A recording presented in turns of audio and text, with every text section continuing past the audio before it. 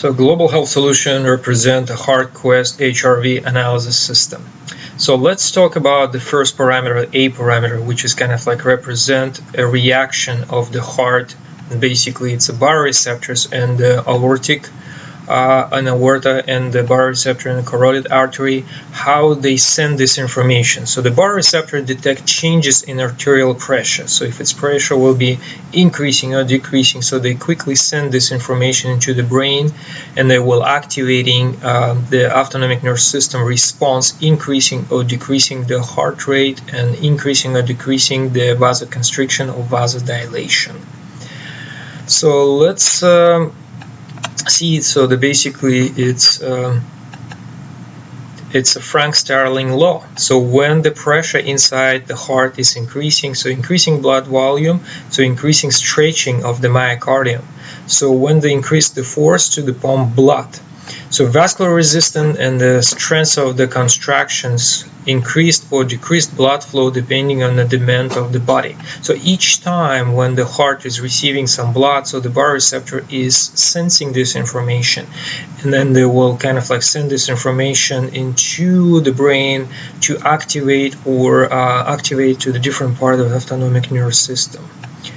So what we see, so basically it's afferent and the efferent pathway. So the baroreceptor will send this information afferent pathway to the brain, and the brain will send it into the nerve system, back into the stimulating parasympathetic nerve system or sympathetic nerve system, which is affecting the heart rate, and the vessels, vasoconstriction or vasodilation.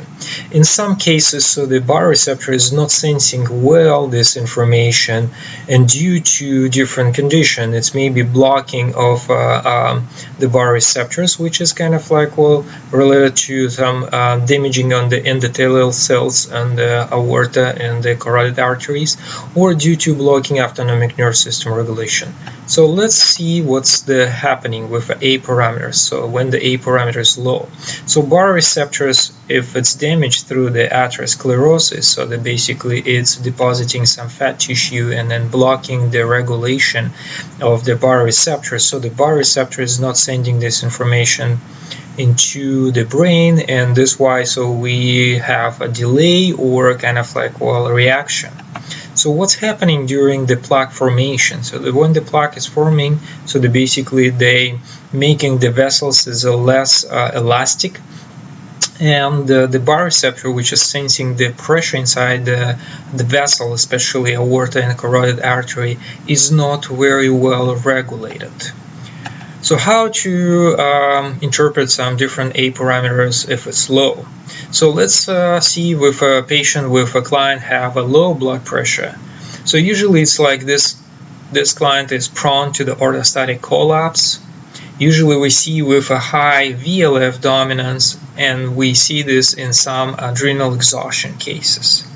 So this why, so when we see the client with a low blood pressure, with a low A parameters, so probably so we dealing with these conditions. When the client have a high blood pressure, so usually we see this with high LF and high VLF dominance. And when they have A parameter is the lowest than the other parameters, so probably we will kind of like we see this resistance to the blood pressure medication. So the blood pressure medication is not working well because they will not affecting endothelial cells, they're not affecting the baroreceptors. So this why so the blood pressure is kind of like, well, not quickly adjusting to the different requirement for the body, and this why so we dealing with kind of like a little bit more resistant blood pressure management. So if I see A parameter is low, I usually run the angioscan. So the angioscan is a new non-invasive innovative technology to monitoring the status of the vascular status, like stiffness of aorta and vascular aging.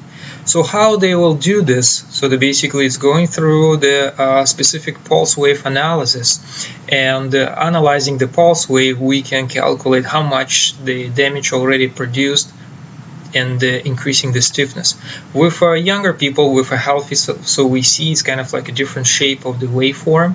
And during the aging process, and when we see so the atherosclerosis and the stiffness of aorta increasing, so we see the changes on the pulse wave analysis. And this is why so we see when the stiffness indexes is increasing or it's a low stiffness index. So this is why so the angioscan will help us to kind of like will find out what's going on a vascular level.